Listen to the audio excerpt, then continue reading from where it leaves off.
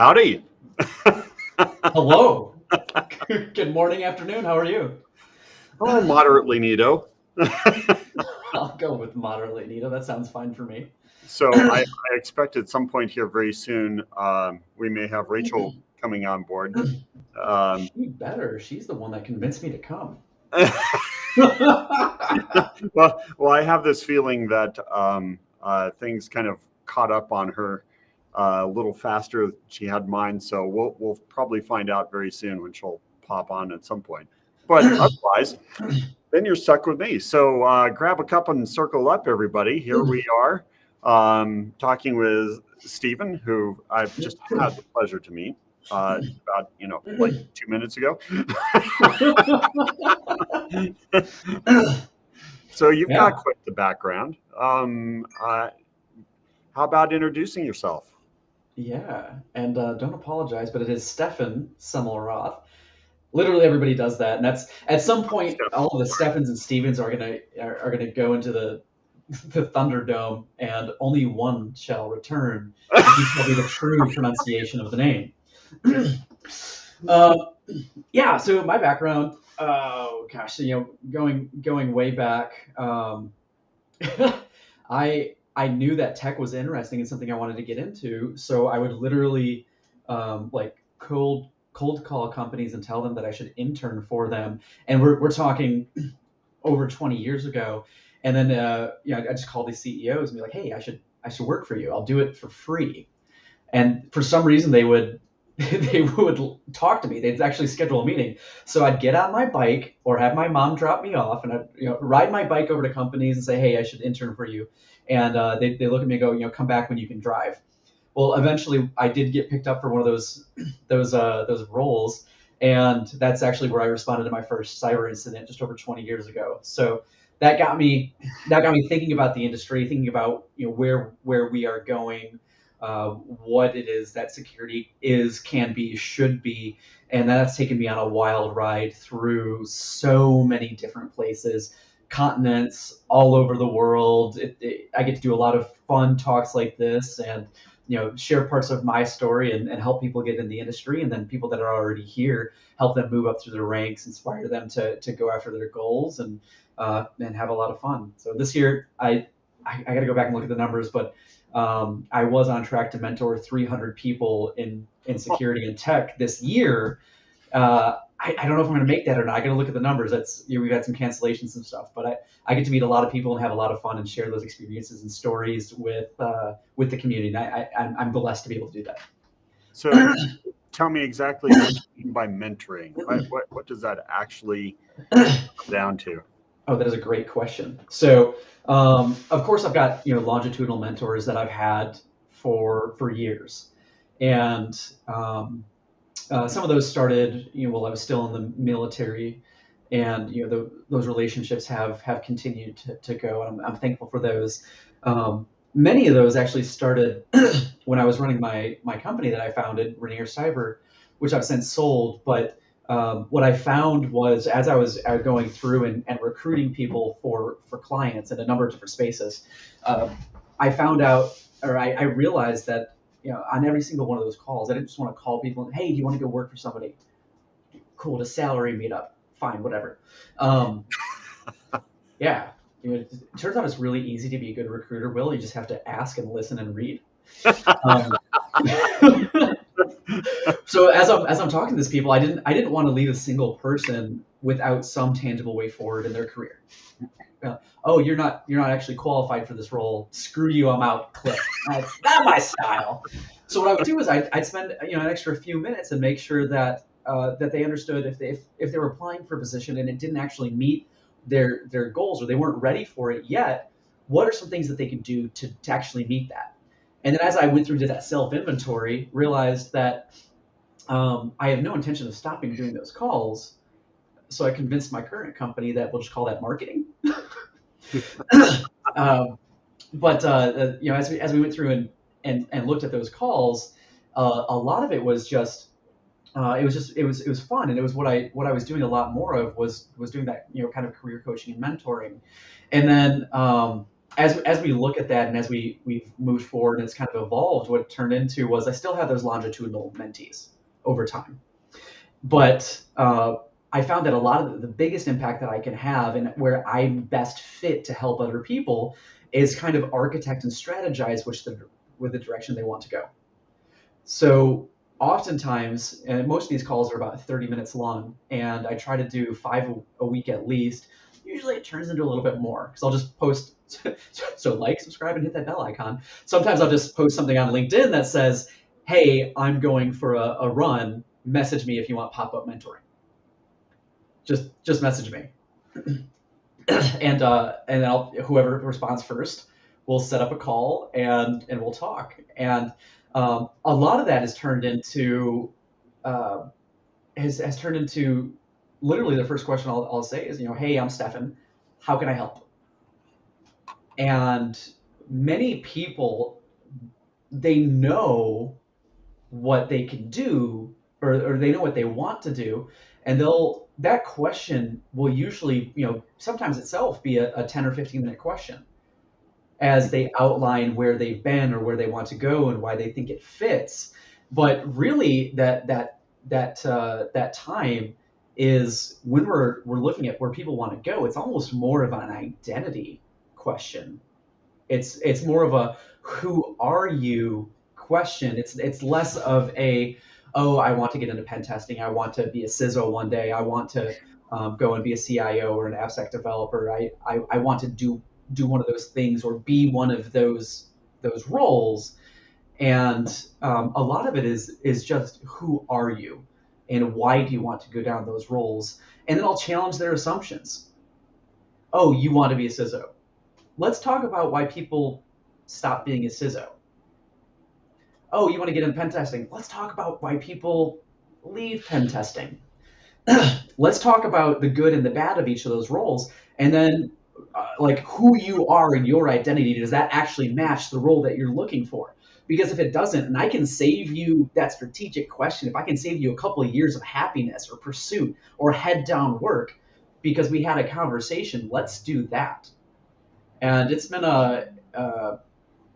doing this for a few years now. It's really cool to see people come back, a year, 2 years, 3 years later, and hey, that conversation that we had about 3 times a week. The phrase I hear is, "You just blew my mind." You just blew my mind, and that's really rewarding for me as part of my own personality. But it's really cool to be a part of that growth and aligning somebody's career path with who they are as a person, and getting back to that core foundation of their own identity and making sure that what they're doing will actually bring them happiness. And have you ever thought about being a college counselor, advisor? I mean, that's too much paperwork.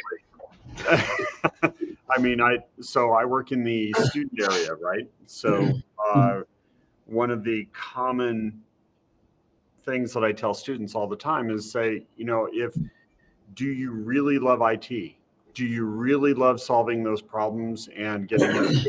Because if you don't, then this is probably not the career for you, because it's constantly changing, constantly going. It's a constant college cram, right? And helping to define those elements early. How much of that kind of element do you come across in the folks that you're mentoring with? How many at times just find out that they're probably not in the right place? So that's one of the other cool things. Rachel, hey, Rachel. I don't know if you guys can hear me. Can you hear me? I hear you. Oh, I made it work without having to do that. Yeah, so that's a very interesting question. Well, do tell, Stephen. All right. So part of the beauty so about 6 months ago, I did something really stupid or unwise. You pick. I was sitting there and I was trying to figure out, how do I expand the reach? How do I have a bigger impact? What is it I should be doing, and how should I try to find other people that need mentorship? Because it was becoming a really big burden on me to try to schedule all of these talks, and then move things from one person to another person and timing, and I couldn't really, I didn't think it would be a good idea to put company resources towards that. And so I said, well, let's just have an experiment. So I took my automatic scheduling software that I use, and I created a link, and I put some, boundaries on it, and I just posted it to social media and said, hey, that's terrifying. Yep. Well, what's the worst that happens? Somebody abuses it and I have to shut it down. Fine. True. So I post it, and I was like, okay, I'll just we'll have this thing going. I'll do it for like 6 months, and I'll reevaluate and see. And there's I'm going to fill up 3 weeks in advance, something like that. Within 2 days, all of 2021 got booked up. Yeah, I was like, no, that's not how any of that ever works. Ever. The whole year. Yeah. So like this afternoon, I'm doing a mentor session with a gentleman that signed up in like June 16th, which is insane. So I will be restructuring that next year. But the kind of the outcome, the reason I tell that story is because I get to sit down with people that maybe had an issue back then that might not be an issue right now. And they may be in a completely different position with what they need help with. And I get to talk with a lot of people that are at decision points in their career. And sometimes I'm the person in that as well. Like my friends and my mentors, this one hurt. This one hurt. A couple of weeks ago, I was talking with one of my friends, and he had been in a position that he needed a hand about 8 months ago. And so we talked through it. And then I was venting about something, and he used my words on me. He said, "Hey, Stephen, remember when you said this?" I was like, oh, that hurts. It stings a little, doesn't it? Whenever suddenly somebody wants to mirror your own advice back at you, and you're like, do as I say, not as I do. Right? So as we kind of walk through that, talking with people that are in the midst of change or trying to find a way ahead is really cool. But it's almost equally as exciting to talk to somebody that has been through it and is coming out the other side, or is trying to figure out which route they maybe want to go. And I like to use the pen tester example of that. Of hey, I worked for a year and a half, 2 years, 3 years, and I got into pen testing, and I'm super excited to be here. Red team all the way. Woo! Break stuff, move fast. But I'm sick of writing the same report on the same client that I've done once a quarter for the past 2 years, and they haven't changed anything. And so then you have people starting to question, one of the personality types that you see more often in cybersecurity than many other aspects or other industries is INFJ, the advocate per Myers-Briggs. An advocate. And many times advocates join an organization because they legitimately, and this is who they are, they want to change the organization for the better, to advocate for the organization, to build new policies, programs, procedures, technical stuff, to drive a new market, to drive some sort of change. And then they run and they get into security, and they're overwhelmed by the roadblocks, and they get frustrated and crushed emotionally, personally, because it's who they are, by their inability to make changes in the organization based on the seat they're in. And so that's one of my favorite conversations, which comes back to just change. Is how do we drive change, and the fact that we're here to make change for the organization. Sometimes it's to save the organization again, from itself, but for the majority of the time, we're here to help drive a change. And being able to socialize and get the concept that a change must be made and get that agreed upon by the organization, that is more important than did I flip a bit. And that can be really, really tough pill to swallow. And it also means that a lot of people question the work that they did to even get into the industry. That year and a half, 2 years, 3 years, was it worth it if you can't actually have appreciable change in the organization? The answer is yes, but we have to step back. By the way, for people asking how they can get some coaching from Stephen, and you don't want to do the June schedule in December thing, I'm gonna recommend starting a live stream and inviting him as a guest, because I just straight to the front of the line. That is true. Saying. Accurate. I feel like more people should do it. It would be fine. Hey, look, Paul says, "Hey, he's down LinkedIn." I don't know. I'm just looking over at the. I'm looking over at the chat here. Hey, Paul, how you doing? Cynthia, you looks like you asked a couple questions. We'll get back to those. Brad, what's up? Aditya, we talked recently. Nicole, always good to see you. Actually, I think I still have some things that I owe you coming up here soon. Hi, Jessica. Man, it's like we're having a reunion. This is fun. We are. Yeah, that's exactly what's happened. Exactly. Yeah, and I was here the whole time. Why were you guys late? Oh.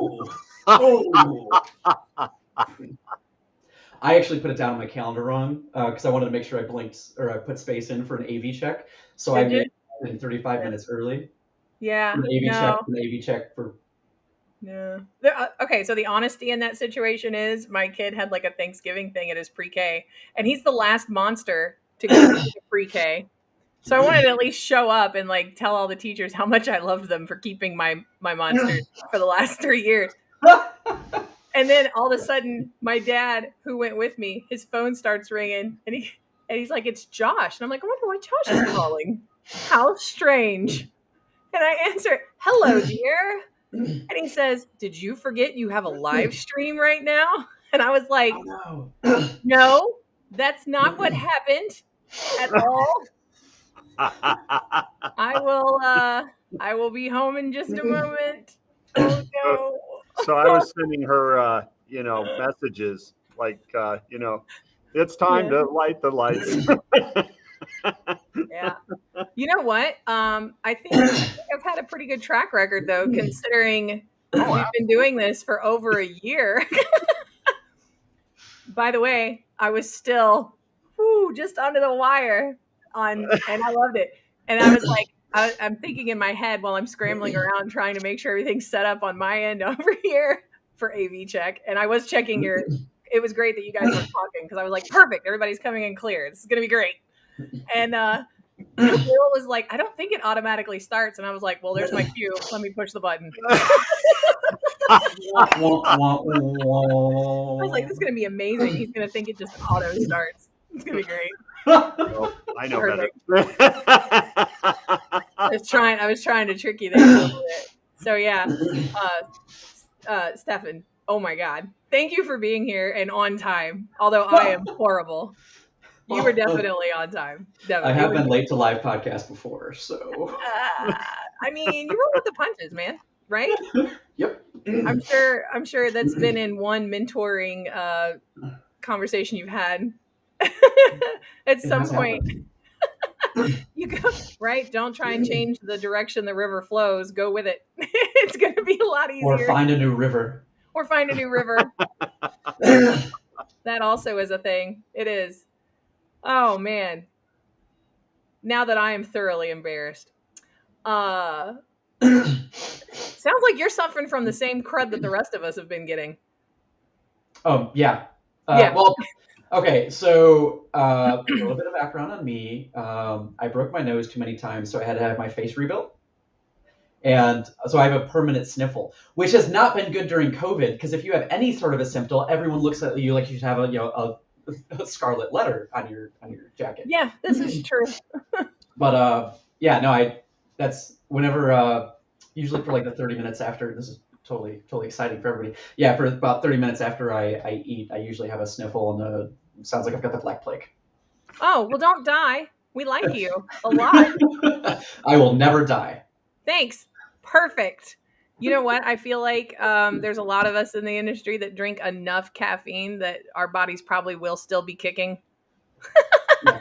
Even after, myself. it's going to still be kicking up.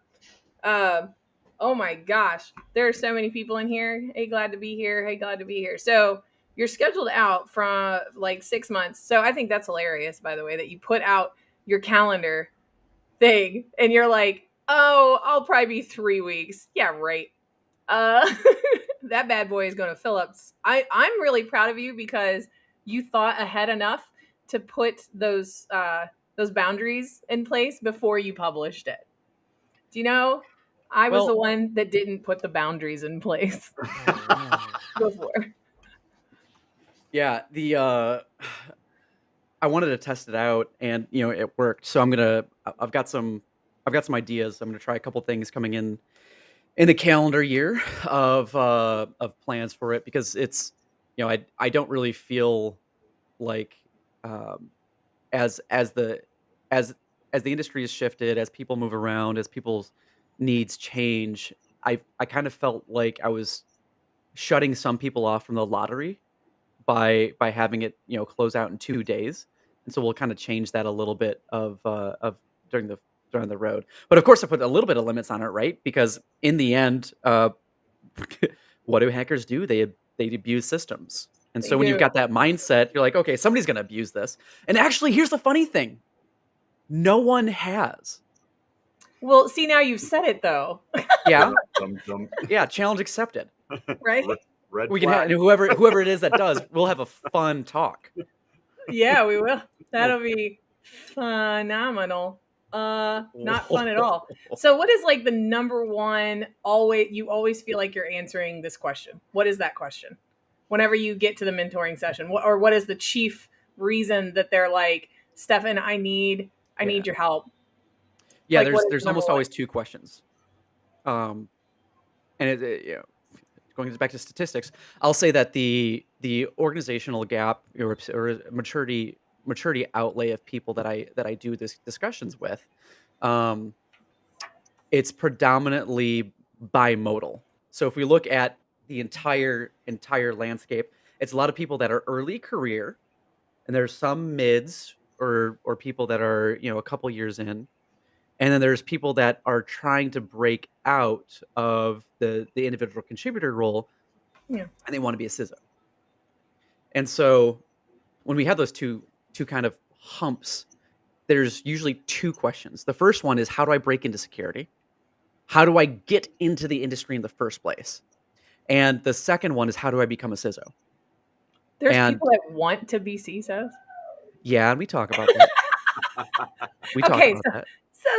so the first one, what's usually your how do you find yourself answering the first question the most often? Yeah. Always back to identity. Always back to identity. And so, like, on my calendar link, one of the things that I have people do is put in like their Myers-Briggs or their Strengths Finder results. And that gives us a baseline to figure out which direction maybe they should go. Because I would be a terrible mentor if I just said, for everybody that came across my line, you have to learn Netcat and Nmap and Kali, and you have to go be a level 1 help desk everywhere, and then move on through. Those are routes. They're valid routes, but they tend to be valid for a specific subset of people, and those people Yeah.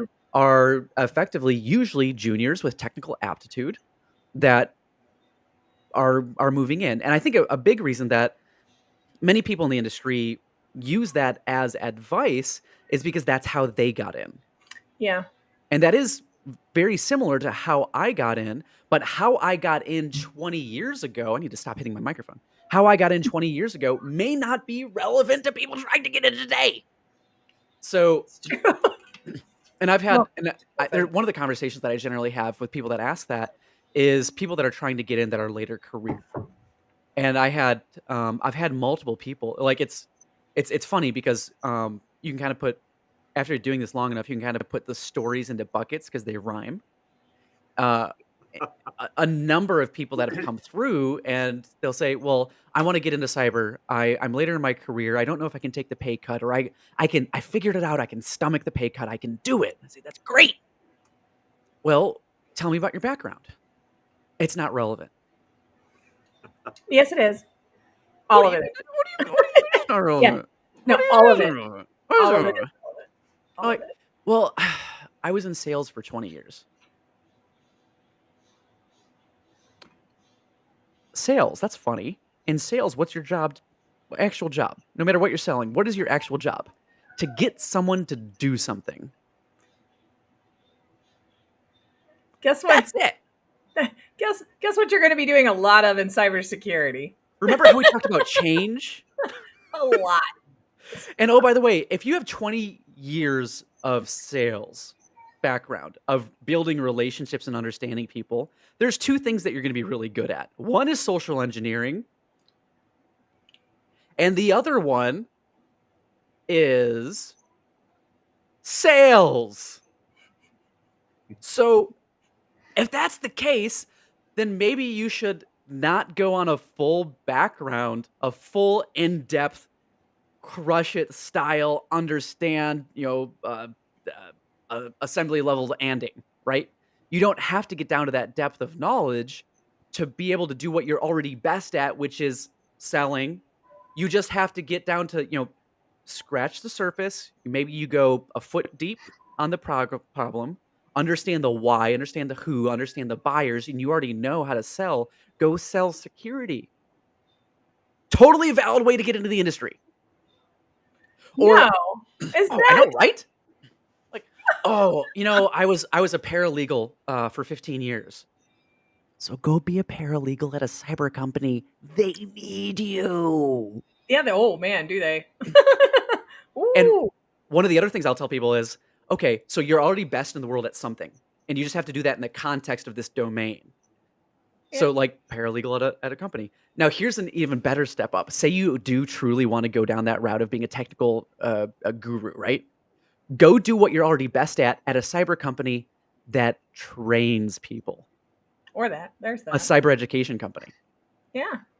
Because good. then you come in and you're like, oh yeah, I'll take a look at those contracts, Bill. Of course I'll look at those. And also, by the way, hey, can I get a login to the training environment, please? Yeah. Hey. Thanks. That would be fantastic. Yeah. Welcome to free training. Hey. So I mean, each person is different, and while many of them do rhyme, if we can't have an open discussion about who you are and what motivates you, and some of your actual differentials or your ability to be amazing in the market, then how can I possibly tell somebody what the right route is for them? Yeah. Fair. It's fair. I like it. Questions with more questions. Yeah. There's no blanket statement.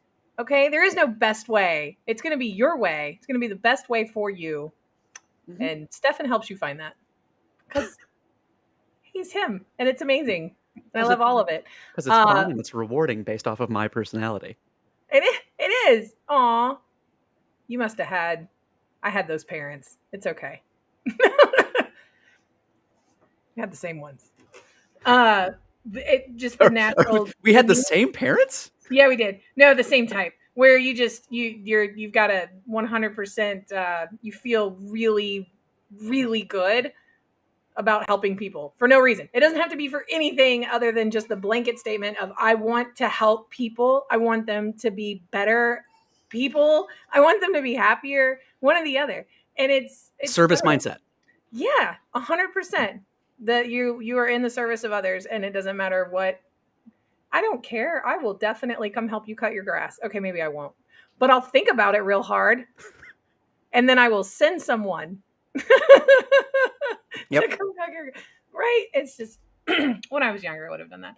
And there's so many people that hang out like. I mean, Brad and Paul and Sheila and everybody hanging out in the chat are all of that service mindset too. And I love that about you guys. You have no idea. And some of my favorite folks in cybersecurity or in InfoSec are of that mindset too. And that's why Stephen is here. And as we look at the history of InfoSec community itself, I went to my first 2600 meeting, I think in 2003. And the history there is 2600 group is a group of hackers that, around the world, they've got these little places and they hang out with each other. A good friend of mine and I showed up to that meeting and no one would talk to us. Also, by the way, we're comprised of 50% or 30% of the people that were there. Just the two of us. And now, as we look at the industry, people want to help you. People are willing to go out and do it. They're willing to spend their time. They're willing to update their GitHub. They're willing to share resources. They're willing to go out of their way to make sure that you can succeed, and they're doing it because they want you to succeed. It's not a transactional nature most of the time. I have heard of people when it is transactional. I try to avoid those, but it's a really cool, beautiful community that has grown and changed in a way that I think is much more willing to open their arms and bring people in, instead of Heisman people out of it. And I think that's really cool, and I think that's part of why I've continued to stay in the industry. Yeah, I was here at PIMA, at community college. We are based pretty much on adjunct faculty, who are professionals in the industry donating their time, basically, because there's no way that we can compensate them for the salaries that they're making. And then when we have our cyber range here, where folks from the industry can come and mentor those that are in that area, it's all about that giving back. It's that desire to help make the whole infrastructure, the whole environment a better place. And we desperately need that. And we need to be able to bring those folks together. And along those lines, shout out to community colleges right now. And I am 100% serious about that, because okay, I'm kind of a jerk sometimes. And when I go to, yeah, sometimes, when I go around at the big conferences, I will literally go specifically make sure that I stop at almost every university, college, community college table in an entire, at Black Hat, DEF CON, you name it. And I'll ask them about their curriculum, ask them about their programs. And what I see right now is a lot of the master's programs, not all by any means, but many of the master's programs out there are just kind of missing the mark. And what they'll tell you is it's a half MBA, half preparation for CISSP. And I don't think that really meets the mark on that, because when we look at that sort of curriculum, just go get an MBA and go get a CISSP. And that, I think, drives much more depth of knowledge, understanding, and the ability to discern between options at the business level. And then when I look at what community colleges are doing, most of the community colleges out there that are running in around cybersecurity, 15 years ago, 10 years ago, they were still oftentimes around the entry level theory of interrupts towards A+ level stuff. Now what I'm seeing is there's so much more applied, where maybe not day one, but day two, you're on keyboard practicing skills. You have access to Splunk or Security Onion or other tools, and you're learning those. So when you come out of one of those programs, you are ready to do the job. And I think that is amazing, and I'm glad to see that. And I would love to see more master's programs going to community colleges for curriculum. It's got to change. You're absolutely right. I got to write down what minute and second he said that, because I'm going to replay that and make it a GIF.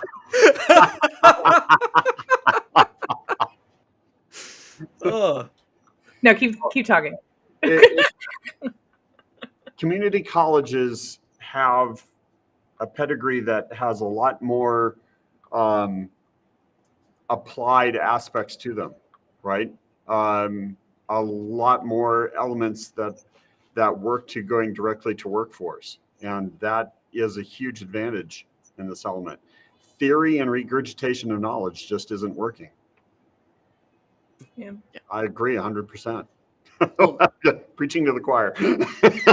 There's a second piece to that, which I want to see the industry do more of. And we've seen that, even going back to community colleges that I went to before I went to West Point, which was in those schools, and I'll just take one modality, right? Learning to play the violin. And there's programs where you need both sides. One is you get calluses on your fingers. And another one, you learn the difference between a major and a minor scale, why they're different, what the history of the differences between them, and the actual frequencies. And you learn about the theory of music and why it's important. But that's not so much important, because when you go to the symphony and you're auditioning and you're trying to become a first chair, do they ask you the difference between a major and minor scale? Hmm. No. They might ask you to play one, but they're asking you to use your calluses. And that's something that I want to see in the cyber industry more and more. And there are companies that are out there, and there's certainly vendors that are helping, selling products to help this. This is agnostic. I'm not preaching for any of those. What I see Thank you. is, what I want to see more of is companies putting together a show me. Don't tell me about it. Show me. So, great example of that is, hey, here's a PCAP, network capture, packet transfer. Great. I want you. We know that in the PCAP, there's a meme that we need to see. Pull it out of the PCAP. Don't tell me how you would do it.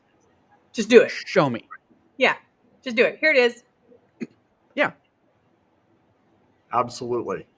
Perfect. And also the other big element is that so much of IT, which doesn't come across in just generic curriculum, is how do you figure out the problem, right? Mhm. Because how much in IT is all pre-described, easy, just happens, right? No, none of it. You have to pull together so many different products, make everything work together, and then bring people into it. When you put all that together, that's something that you're going to have to figure out. So get used to learning how to figure things out. Even just along the lines of, what is the problem statement? What is the thing we're actually trying to solve? How to Why is communicate. it important? Have we asked why at least 5 times? Thank you, Toyota. Have we done that to figure out what we're actually doing? And I will articulate that in a very dollars and cents way on a project that I did recently.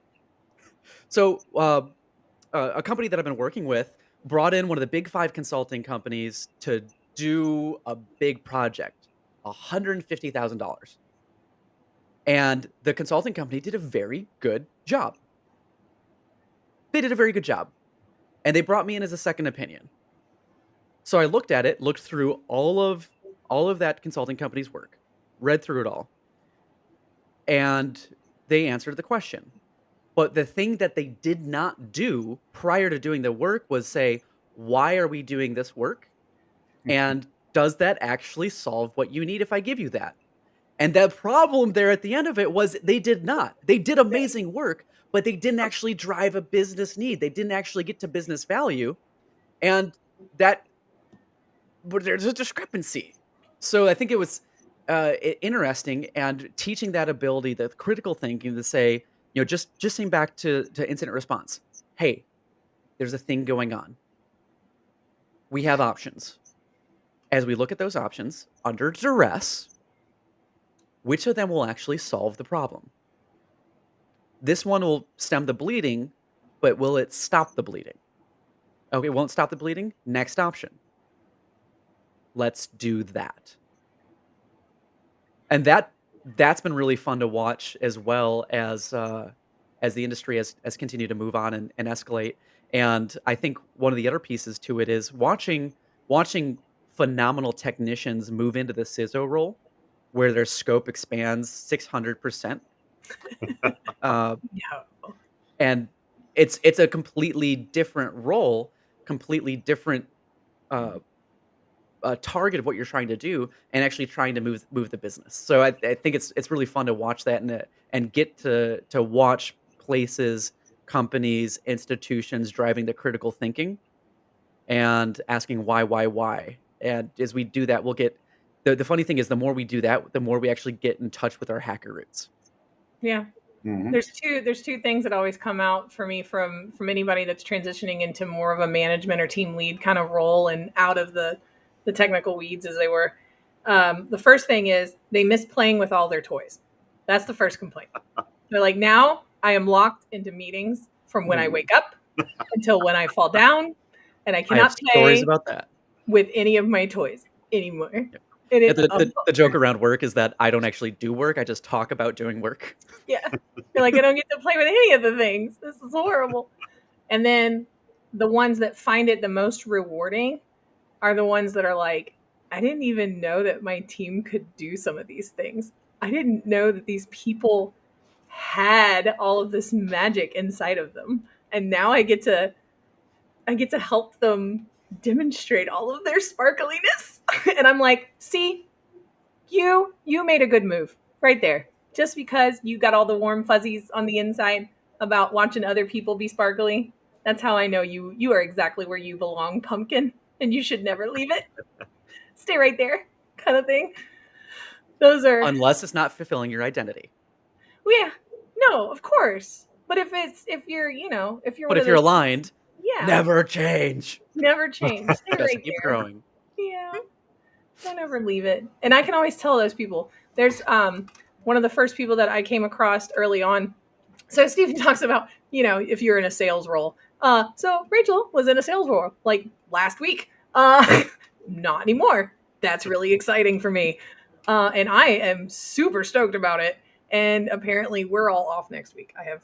I don't know. I got here and they all took vacation. Whatever. I'm like, do I smell? So anyway, that's absolutely 100% correct. So I started off, just a handful of years ago in a role that gave me the opportunity to ingest so much cybersecurity information. Now, was I already kind of in there a little bit? Yes, because I'm married to the SOC analyst that hates every vendor on the planet ever. Okay. And he made it his mission in life early on to disprove everything that they said. Just, not publicly. You can't read any of this anywhere. I heard the shouting coming from the other room kind of thing, So whenever I was asked on with a VAR here in Baton Rouge, I was like, I treated every person that I interacted with like they were Josh. I was like, they automatically hate me. They already are bored of me. They don't want to talk to me. Perfect. It's just like hanging out with my husband. So, it worked. I don't know. I am not touching that. It did. It worked. And I learned a lot and came across some really great people. Oh, and I never stopped trying to talk to people. Okay. There are still people on LinkedIn that have probably got my connection request sitting down somewhere in like LinkedIn jail. Okay. And they're going to look back on it and they're going to go, oh, wow, she did try. Oh, that sucks. But I always engaged with everybody as people. I never engaged with them as a sales thing because I wasn't just interested as in the sales thing. I was interested in all of the other crap. I'm like, what do you do? What's that look like?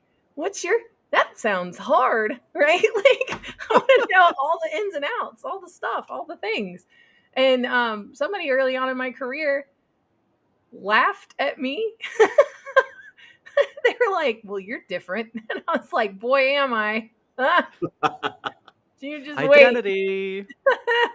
I'm like, you just hold on to your knickers because this is going to get crazy. And believed in me just enough, just a little bit. You want to know how many people I reached out to, though, that were like, didn't have the time of day? Thousands. Well, that piece comes along to, it kind of highlights the power of networking as well. It does. Is because the story that I'll get back to on networking is when I started my company, I didn't understand sales and marketing. I didn't understand it. I didn't understand cold calling. I didn't understand it. Boy, was I terrible at it. That's okay. They don't understand it either. And yes, they also are terrible at it. So yeah, but it hurts when it's you. It hurts when it's, from here. So my first 17 clients, not my first 1, 2, 3, 4, my first 17 clients came out of my network. Yeah. And I talked with one of them last week, one of my first clients. Super fun, super cool. I really enjoyed it. But all of that came out just from going out and meeting people and building connections. And so for anybody listening, regardless of where you're at in your career path, and Rachel and Will, you guys will think this is funny. I got told that I'm not networking enough. 2 weeks ago. by someone who is not networking enough, or else they would realize the error of their ways. Well, honestly, when they said that, I looked at myself and I go, am I not?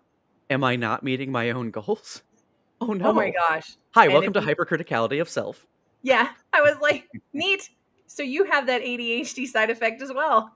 Perfect. Ba-da-da-da. Ah, Should it's we super ask fun. answer some of the questions that are coming through chat? Of course. I Speaking of, see that we've had many, and I have not looked over enough to follow them like I maybe should have. wow, squirrel chasing. We do have many. Da-da-da. Let's highlight one or two. Yeah, Let's you see. pick. You pick. Okay. Usually Will's pretty on point. He's like, Rachel, stop Okay, that was talking. plural you. It's not singular you. Well, I I don't know. don't think we want to go near the one of asking for alpha codes for Diablo 4, but Did Will just say Diablo? He I love did. you. oh, I sorry, love you. Diablo. It's been a long month this week. Like, Yeah. was it Shrimp Fra Diablo? Yes, it is. It's Shrimp Fried Diablo. I'm gonna pick on you relentlessly for this. No, but you know what is fun Okay. is that Josh has already used the title as a weapon to gain control over one of our friends who has been farming a mount in World of Warcraft for like 10 years. 10 years. Okay. He's like, if you don't stop being a jerk, I'm gonna get Rachel to grant you the mount and then immediately ban your account. Well, I don't know if you have the power to do that, but And I was like, I don't think that's how any of this works. I'm pretty sure it's not. That's not how any of this works. And he's like, they don't need to know that. And it worked. He stopped being a jerk. And I was like, that's rude. I don't feel like you should ever do this again. It's bad. That's so horrible. what we've talked around but haven't said yet is Rachel just got picked up at Activision Blizzard. I did. I got picked up. Congrats. They invited me. And boy, are they just not even aware yet. Well, now they know because I'm sure they're listening. I started Let's do some connecting. questions. I started connecting to some of the people, and they're like, hey, how are you? You're new. And I was like, yeah, and explosive. So, fair warning, this is going to be very exciting very quickly and probably highly caffeinated. I don't even see these questions. Steven, where are these questions? Stefan. You know what it is? I have a best friend whose name is spelled exactly the same, and it's Steven. And you have like the same energy, like you're just this ball of light. At one point, we'll all go into Thunderdome and figure out who or how we should say our name. That's going to be rude. They literally, the questions popped up on the screen, and I saw that there were questions, but I didn't read them because you were trying to talk at the same time. Yeah. Okay, look, guys. Kind of hard to do, isn't it? We ask questions. Yeah. Okay. I see an alpha codes question asking why Will also help the neurodiverse community, which have loads of skills. Paul coming, asking why. What? Well, oh, never mind. That's Paul. Hey, Paul. I thought you were saying Will as in Will. Not it will help. My bad. It happens all the time. Fire we're it trying will, to scroll through. you know. You guys are gonna have to help these three squirrels out, okay? And yeah, just ask him again. Ask him again. Ask him again. Do it again. We're gonna ramble on for another 3 or 4 minutes. Jessica is studying at Mid-America Nazarene for whomever I know. asked. I saw that. Yeah. The whole Cyber Human Initiative is trying to help non-STEM schools. True facts. You guys, I love you. I'm so glad that you talk amongst yourselves because, like, really? Well, that's one of the interesting things with networking, right? That once you start to network a little bit, you start to realize how many folks in this industry are wanting to connect with others out there and are needing that connection to help fill in the gaps. I mean, that's a really cool thing once you start reaching out and letting to explore who you are out there in the larger group. So I don't know if anybody's noticed, but Stefan is like a never-ending stream of apparent happiness. Okay, so here's something. If you're gonna, it's all just coverage for my own trauma. It is. It really it's compensation. It's called masking. Look it up. So the thing is, I'm sure, Stephen, you've had people do this, and will too. I'm trying to network, right? And I'm reaching out and I'm saying hello, and nobody is responding. Ooh. What's the next question that you two ask? Because I know what mine is, but what is yours? Ooh, and Paul has a question. I'm not going to read it yet, but Paul, remind me that we have a question. Okay, so here's what I recommend in terms of networking. Sometimes you can get away with it. It's about maybe 20 to 30% of the time. So that's 1 out of 5-ish on LinkedIn, where you say, "Hey, I just want to have a question. Can we have a conversation?" That you actually pick up somebody and you're able to start the conversation from there. And I think here's what I normally coach people on that are trying to do this. So if somebody's trying to break into the industry, what I tell them is the technical side of the house is really only about 40% of the work they should be doing. Another 40% of it is networking. And then 20% of it is, things like self-care and rest and making sure that you know your identity and you can find a job role that matches and then it's attainable and blah, strategy. Blech. So that 20% of the time, how do you spend it? And the questions that I usually ask there are, can you find 2 hours a week to log into something like this, or a local community talk, a Python programmers club, maybe something local that you can physically go to if you're able to do that right now? Can you find 2 hours a week to do that? And the answer is usually, yeah, I probably can. I go, great. Now, when you go to those, how many actual connections and relationships are you building? Right. And here's the tangible metrics that you should be looking for. For every one of these events that you go to, you should be trying to lock in 2 coffee, water, beer sessions after. So find somebody else and get it on the calendar. Hey, can we meet for 30 minutes? So that means every week you're doing 2 hours of in-group, and that leads to 4 people that you're going to talk to every week. By the end of the year, 4 times 50 people that you've had one-on-one discussions with, and of all the other people that you've bumped into in network talks, etc. If you're actually able to put in that time, imagine the power of the network that you have built a year from Wow. now. You mean in a year I would have met over 200 people? Yep. And for some of us, it's really hard. Believe it or not, I'm an introvert. Me too. I'd rather be on stage than in a crowd. I forced myself out of my introverted persona when I was first started off in college by taking a job waiting tables. Boom. Kid you not. I noticed it about myself, realized that was probably going to be a problem later in life, and sat at a restaurant one day having this introspection and realized that the person waiting on me was very quick and good at relating to strangers on a level to which they would throw money at her after. And I thought, Money, please. wait, you mean I can work on a skill that I obviously lack and pay my bills at the same time? Yep. Sign me up. Boom. And that's Boom. what I did. That's 100% what I did. The first speech class I ever took, I did not know that I had stage fright. How do you not know that, Rachel? I never was given the opportunity to stand on stage, Brenda, okay? The reason I didn't know that about myself was because I'd never had the opportunity to give a speech or do public speaking. So my one-on-one speech class was the first opportunity to do that. And I knew I could write. So I wrote some things down and I practiced it at home. And then I got up to present it in front of the class and I instantly broke out into hives so bad that I had to leave and threw up in the hallway. Well, there's that. Nobody's perfect. We're not all born with it. We all have to work at it a little bit. Okay, it's a thing.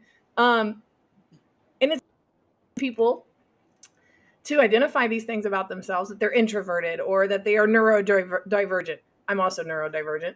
Paul, yes, has a question. Yes. Okay, let's jump into that one. There we The go. question is, how often, or how often do you help create their own roles, and how do you navigate this? Yeah. So one of the interesting things about the industry right now is, um, well, first off, none of us can actually agree on how to write the word cyber. Is it one word? Is it two words? Is it hyphenated? Is it actually infosec? Is it just security? And since we can't figure that out, ipso facto, we can't figure out how to write job roles often either. So, um, as we look at it, there's, depending on who you ask, there's about 47-ish different work roles. Some people say it's in the hundreds. Um, there's a number of those of actual work roles. So one of the things that a lot of companies do, and this is absolutely indicative of many of the clients that I had when I ran my recruiting company before I sold it, was, hey, I've got someone that you want. They've got aptitude, they already have understanding, they know where to go, they can provide purpose, direction, and motivation. They absolutely have the capacity to learn, and they have unlimited potential. So if that's the case, if we actually have that, you want them on your team. You may or may not have an opening role for them. Why don't you just talk to them? And probably about 40% of the time, those people still got picked up, even though they weren't actually a good fit for a current opening. So with that, it's actually on the opposite side of the house um, of helping people write their own roles versus having a company write a role that meets the person. And I know of my peer group leaving the military, I think there's only been 2 or maybe 3 that have actually gotten picked up for a role specifically. And I can tell you that when I sold my company, there was not an actual role for me that was open because we sold it. Oh, Nicole, good to see you. We'll probably see you next week. Paul posted the Nick's workforce development stamp work. What is it called? Cybersecurity workforce framework as well. Another great place to go do a little bit of studying. Are you muted? I think you're muted. Probably. So no, that's helpful. This one is helpful. I've sent people to this before. I'm not. So this is why you go to Stephen for really good mentoring, by the way. Because if you come ask me questions, I'm going to throw a bunch of links at you, and I'll be like, I'm going to check on you in 2 weeks. Oh, careful, because I don't give advice. I give homework. Yeah, so do I. Oh gosh, a friend of ours, and it was one of the first people that I was like, they were like, I'm already in IT and I want to get more into this. And what do you recommend? How did you do it? Because I was like, I don't know how to tell you how to do it. I know how to tell you how I did it. So Well, just remember that. and I do have some guides that I wrote that we can do links or whatever after this of Yeah. of helping to understand where you are and maybe help define where you want to go. That um, uh, can help you do some of that self-assessment, and it means you have to look in the mirror, and sometimes looking into the abyss is actually looking into the mirror, so don't Yeah. get lost. Right. But it can be really, a challenge to do that and really look closely, and I think that's why a lot of people need help from somebody that's out of the box and looking in, because when you're in the box, it's hard to extract yourself out and gain perspective, and that's why it's really fun to bounce it off of somebody else. So Yes, I uh, definitely Also agree. helps there's to so be many able amazing roles. also helps to be able to define for yourself, to be able to help the company know what they're really wanting to ask for.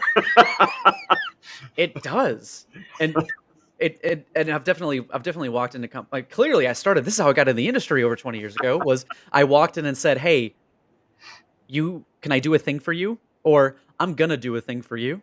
Here's the route to success. Let's Yeah, figure it out and go." it works. That It's does good. take a little bit of bravado. So But it just like everything else, it's a developed skill, right? Like you can't just, look at a bicycle and go, man, I wish I knew how to ride a bicycle. And then study a book about riding the bicycle. back to And then theory versus applied. and then be real upset when you get on the bicycle and you have no balance and you fall over, and because I'm a klutz. It happens, right? I'm a My unicycle. my brain is like, you we're really? coordinated enough for this, and my body's like, no, we're not. The And then mind I was willing, break. but the body was weak. Will, do you actually unicycle? Oh yeah. Yeah. It's a lot of fun. Do you have like the elephant ones that are super tall, or the No, shorter? no. Just ones with big enough wheels so that you can go fast enough. That's only bad when you start to fall, then you're in an immediate brake run when you fall forward. But yeah, it's a lot of fun. It is a lot Good of fun. for exercise. But that's I'll take so, skiing. It's fun to look at people on bikes and say, so when are you going to get rid of the training wheel? Ooh, burn. Never. Burn. I'm keeping my training wheels. Thank you very much. Stefan, thank you for letting me screw your name up a lot of times. All good. Yeah, A lot of Jessica, times. I don't think that would go well. I just try to make all the mistakes I possibly can publicly so other people feel real good about their life choices for the day. Okay. We're gonna lower the bar so everybody else feels good. It does. I actually told somebody this morning, I was like, the key to happiness is to lower your expectations. Just say it. I was like, good morning. They were like, what's so good about it? I want to see the data on this. I was like, well, I opened both my eyeballs and light came pouring in and my brain transferred that information into pictures and memories and we logged that for later. Except for I'm neurodivergent, so maybe not. I'll probably forget. And then the coffee maker worked and my button also functioned when I pushed it and I had coffee to put in it. I am very grateful. And those are very low expectations. And I'm very happy. Do you want to know how I answer that question or respond to that response? Okay. I'm not telling you it's a good day.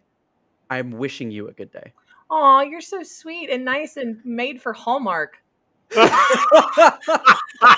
It is the season. It is the season. It is. It is. Oh my gosh. You would be. We need to call Hallmark. You guys are missing an opportunity to hire Stefan. He even has a Hallmark name. It's Stefan. I'm just saying. This is a huge opportunity that is being missed by. And this season on Hallmark Channel. I We're see already him there. in there somewhere. This is great. He could do a cameo. Yes. Oh. I'm about it. I'm For the about it. holiday I love one. Who's the right? weird guy in the background? Not even a little. I would watch that. I'd be so excited. I'd screenshot it everywhere, make you a meme. Anyway, thanks you guys for coming to hang out and sharing the wisdom of Stefan with us. My It was pleasure. super fun. I was here the whole time. You all were late. And we're gonna be doing this again, not next week, because there's turkey to be had and naps. And I don't want to do that to people. Not that you don't need coffee the day after Thanksgiving. Oh my gosh. Tryptophan Everyone. coma. Make it a mission in your life to go talk to somebody about the safety steps they should take when online shopping this year. Okay? Just mention it. I don't care if it's the cashier at the grocery store. All right? Just be like, hey, did you turn on MFA before you decided to buy all that stuff on Amazon? Because apparently they've been leaking our data for a long time. While the rest of us in the cybersecurity industry are like, we knew it. But yeah, do that. Help somebody. Help somebody do that and set that That's stuff a up. lot to get on a t-shirt. It is. It is. I think we could just make it shorter. Practice safe shopping. Practice safe shopping. I like it. Protect your digital selves. Definitely. So we're not doing it next week. And Henry says hi. Because Hi, I'm a Henry. mom. It's my life. Everybody say hi. Hey. My kids. Hi! Hi! Did somebody give you sugar? Did Anyhow, Henry steal the coffee? he did. He did. He actually. Henry, do you like coffee? Uh-oh. Yeah. Can you use your words? Yes. Yes. There we go. To which I respond, You out. And we know you're 4 years old. So, Oh. danger zone. I was 3, then I 4. hey, Henry, mommy's going to wrap up the show and give other people turns to talk. Is that cool with you? All right. Happy holidays, everyone. Yeah, exactly. So, Stefan, do you have any closing thoughts or statements that you would like to make while I mute myself? I do. I have one closing thought. if you're looking at joining this industry, I want to let you know that this industry is an amazing one, and there are people with open arms that want you to come into the industry, especially over the holiday season. So if you're looking at trying to do this and looking out for a mentor, now is the time because people are starting to have more time as we go into the holidays. So you belong in this industry. This industry needs you no matter what your background is. And if you have a diverse background, whether it's something that is about you or something that you bring to the table, we need you, because if we don't have diversity in everything in this industry, we're going to fail. So reach out, make friends in the industry, find people that can help you out, and we're going to do this together, and it's going to be a hell of a good time. I love it. Great. Will, final thoughts, sir? Oh, definitely. If you are a student, if you're just trying to get going, find some place where you can meet with your peers and work on solving problems together, right? Because it is so important to be able to take it beyond just the tech and get into working with each other and collaborating. It's awesome. I've had already a lot of closing thoughts, and Henry had some too. So we're good. I'm going to let that settle. We will be coming back live again the week after Thanksgiving. No, do I have that prepared in show notes that I'm going to share with you exactly who those people are? No, because we make it up as we go. Well, we'll have to work on our Hallmark statements. We are. We're going to have to do that. And Stephen, you're going to have to send me a place to send you a gift, because I have an official Coffee Table Talks present to give people that come. And I always forget to mention it or ask. And Normally, I would just say pay it forward, but if it's branded, you can send it over. I'll put it in the background. It's branded. Well, okay. So this is always non-sponsored content. And one of the things that's really awesome is a friend, Cytisis Eurydice, who's been a return guest on the show, is also a very talented artist. And she made a logo for the Coffee Table Talks a while back. And it's her design and print. And I always send somebody something from her store, which she ends up donating all of her extra anything money. Sometimes it's not even extra. Sometimes it's the house note, whatever, to the Innocent Lives Foundation. So anything I can do to keep Cytisis paying their bills, I'm like, please keep your lights on. Stop it. I always am up for that. So that's what's going on. And it's exclusive only to guests of this show. So that means you are special. You are super, but you already knew that, but you're super special. So exciting. But it is nice to hear it. You are. Everybody go stop and tell Stephen how special he is. No. Don't Friday, December the 3rd, same bat time, same bat channel. Oh, it's Cat Self from MITRE. Oh, purpling the waters. Yes. I am so excited for this. All right. So we saw Cat Self at GurCon. Then she did a repeat of the presentation for my Isaka chapter. And now she's going to come on the Coffee Table Talks, and we're not going to make her do the presentation again. If you want to go see it, you can go see it other places. But we're going to get to talk to Kat about how she got there, building the presentation, all that fun stuff, what they're focusing on at MITRE. And she's amazing. You guys are going to have a great time. So we'll see you in a couple of weeks. Safe and happy holidays, travels, shopping, all the things. Protect your digital selves, please, so much. And thank you again, Stephen. You are awesome. You guys go reach out to Stephen if you haven't already been following him, and do that some more. All the things, ingest it all the time. It's just happy little sunshine cookies on your LinkedIn and everywhere else that you can find him. So thank you so much for circling up and grabbing a cup with us today. It's almost the weekend. I'm so excited. We'll see you guys.